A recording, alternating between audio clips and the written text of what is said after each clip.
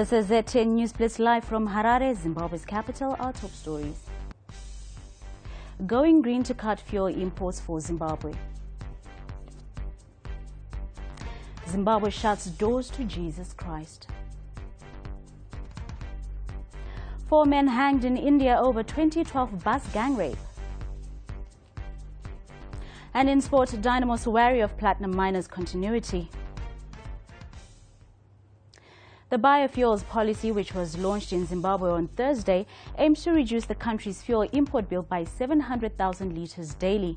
Currently, the country uses 3 million litres of diesel per day. Zimbabwe's Energy and Power Development Minister Fortune Chasi said the country is now intensifying research in other biofuels in order to maximize on output and cut costs. What is it that we are targeting? The policy proposes that the country achieves a consistent and sustainable ethanol blending ratio of up to 20% by 2030. This will replace about 700,000 litres of petrol consumed per day at current consumption rates. So the import substitution aspect of this policy. First, there was no room at the inn on his birthday. Now, sadly, it seems there is no place for Jesus Christ in Zimbabwe. Well, at least at the Repertory Theatre, that is. A much-anticipated run of the acclaimed Andrew Lloyd Webber musical Jesus Christ Superstar at the Reps Theatre in the capital, Harare, has been put on ice thanks to the coronavirus. It was due to run from March 19 to April 4. It joins a host of highly anticipated events that have suffered the same fate as the country goes into overdrive enforcing precautionary measures against coronavirus. The production, which was being directed by celebrated director Sue Bolt, will be performed at a date yet to be announced.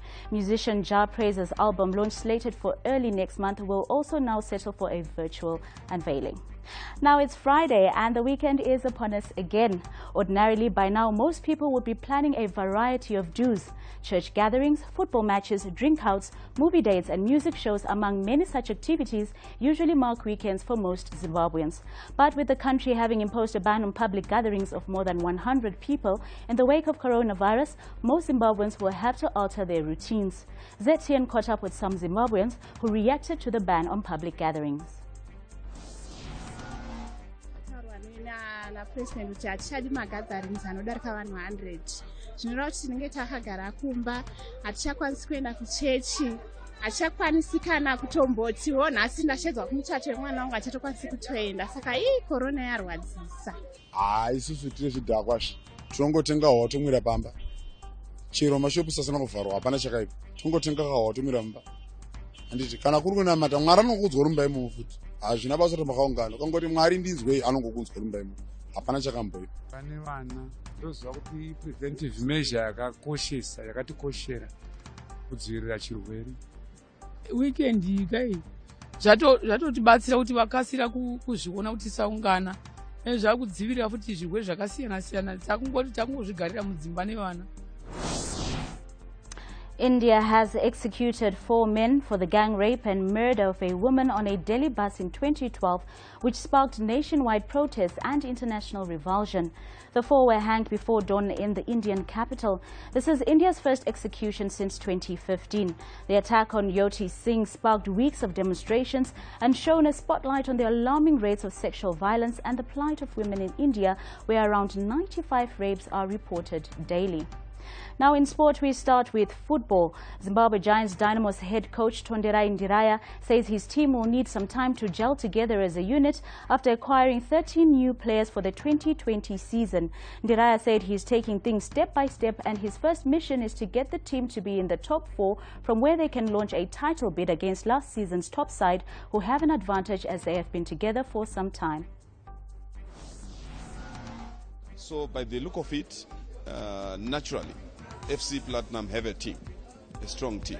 They are a team to beat. Chicken in also, with some bit of consistency, they could have won the league last year. We also have Ngezi Platinum, like I've said. So these are teams. We've been there together for some time. So it really leaves us in a very difficult situation, if you ask me.